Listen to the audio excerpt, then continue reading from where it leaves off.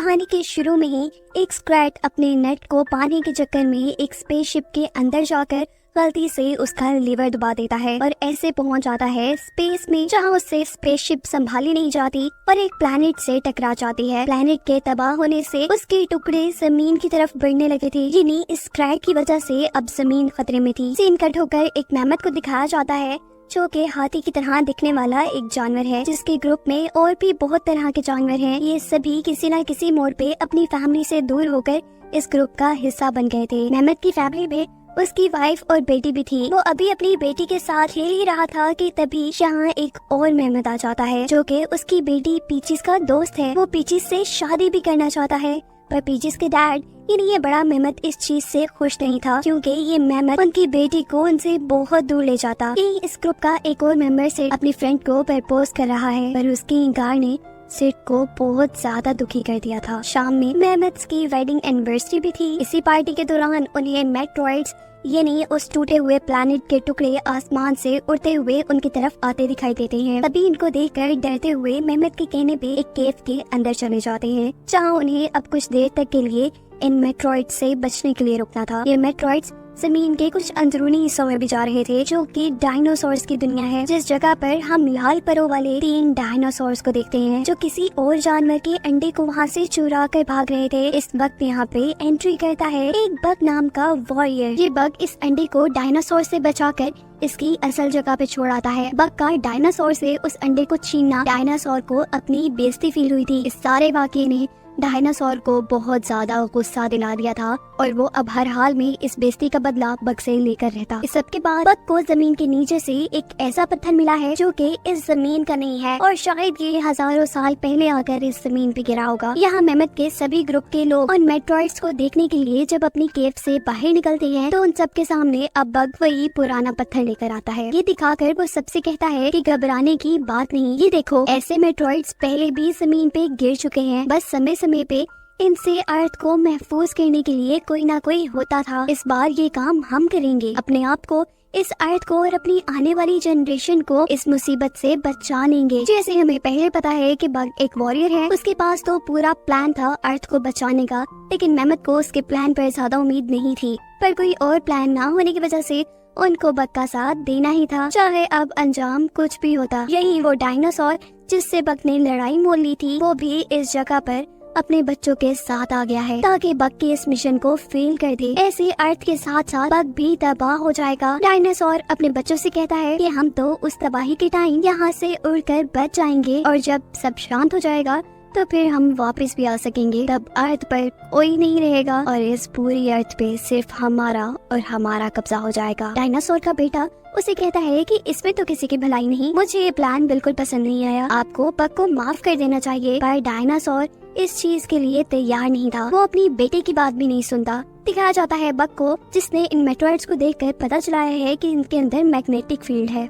वो सबको बताता है कि मैग्नेटिक पावर के जरिए ये सारे एक जैसे टुकड़े एक साथ जुड़ सकते हैं। इन सब को जोड़कर हम इन्हें स्पेस में भेज देंगे, जिससे अगर दोबारा कभी भी कोई प्लैनेट तबाह होगा तो वो अर्थ पे आने के बजाय इससे चिपक जाएगा और फिर आगे कभी भी इस अर्थ को किसी ऐसी मुसीबत का सामना नहीं करना पड़ेगा। पर सवाल तो ये था कि ये लोग मेट्रॉइड्स तो जोड़ देंगे, लेकिन इन सारे जुड़े हुए मेट्रॉइड्स को स्पेस में कैसे भेजेंगे। इन्हीं सब बातों के दौरान डायनासोर्स मिलकर यहाँ बग को मारने के लिए पहुँच गए हैं, जिनको इस वक्त बग ने अपनी वॉरियर स्किल्स के जरिए आसानी से हरा दिया था और वो सब लोग अब अपने मिशन की तरफ निकल गए हैं। उनके रास्ते में थी अब एक बहुत बड़ी नदी, जिसके ऊपर से जंप लगाकर उसे पार करना पॉसिबल नहीं था। दूसरी तरफ स्पेस में स्क्रैग भी अभी अपने नेट तक नहीं पहुंचा और जब तक पहुंचेगा तब तक तो शायद पूरी स्पेस ही तबाह हो जाए, क्योंकि अभी भी उसने बहुत गड़बड़ियां कर दी है। वो मून को भी उठाकर अर्थ के इतने पास ले आया था कि मून की एनर्जी अर्थ पे मौजूद पानी को अपनी तरफ खींच लेती है। ऐसे में बग और उसके साथियों के लिए नदी के दरमियान से ही आगे जाने का रास्ता बन गया है। ये तो चलो स्क्रैग ने कुछ अच्छा ही किया।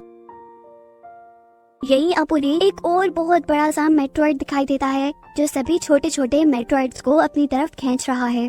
इसे देखकर बग को एक नया आइडिया सूझ गया था कि क्यों ना वो इसी मेट्रॉइड के जरिए बाकी सब मेट्रॉइड्स को इकट्ठा कर ले और फिर स्पेस में भेज दे। वो यही बात कर रहा था कि उसी टाइम उन्हें खाई में से सिड की ग्रैनी की आवाज आती है।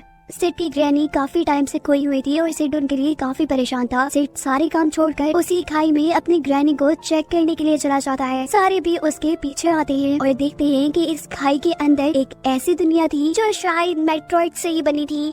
यहाँ सिड की जैसी एक जानवर जो इस जगह की शहजादी है, वो इन सबको बताती है कि ये मेट्रॉइड बहुत ही ज्यादा खास है और बहुत ही ज्यादा ताकतवर। इनकी ताकत यहाँ पे रहने वाले हम सारे जानवरों को जवान रखती है। बग इस जगह शहजादी को अपना प्लान बताता है अर्थ को आसमान से आने वाले मेट्रॉइड से बचाने का, जिसमें उन्हें एक मुश्किल आ रही थी कि वो सभी मेट्रॉइड्स को तो इकट्ठा कर लेंगे लेकिन उन्हें स्पेस में कैसे भेजेंगे। तब वो जवाब देती है कि फिक्र की बात नहीं, हमारे एक प्रोफेसर इस काम में आपकी मदद कर सकते हैं। अब जब प्रोफेसर को ये सारा प्लान बताया जाता है तो वो इस प्लान को फेल मानते हुए उनकी मदद करने से इनकार कर रही है। हमें पता चलता है कि सिड को ये शहजादी बहुत ज्यादा पसंद आई है। वो उसे प्रपोज करने के चक्कर में यहाँ से एक मेट्रॉइड तोड़ लेता है, जिसके नतीजे में यहाँ के सारे मेट्रॉइड्स की एनर्जी खत्म हो जाती है और यहाँ पे रहने वाले सारे लोग बूढ़े दिखने लगते हैं, यानी उनकी असल एज भी अब सबके सामने आ जाती है। ये सब देखकर प्रोफेसर का गुस्सा आसमान छूने लगा है।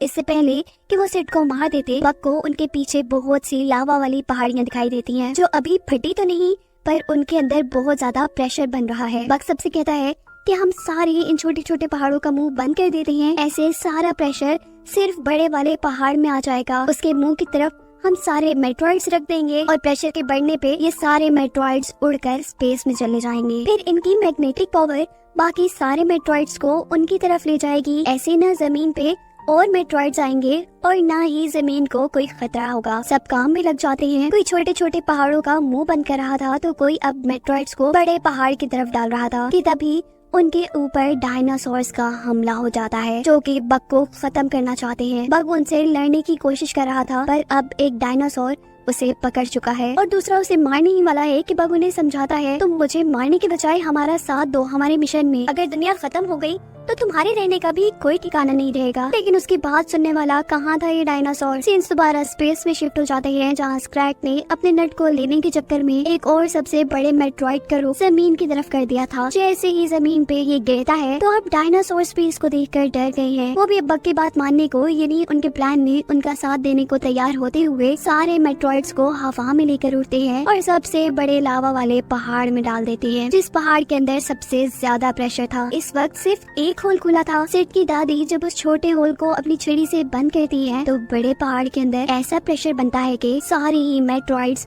उड़ते हुए स्पेस में चले जाते हैं।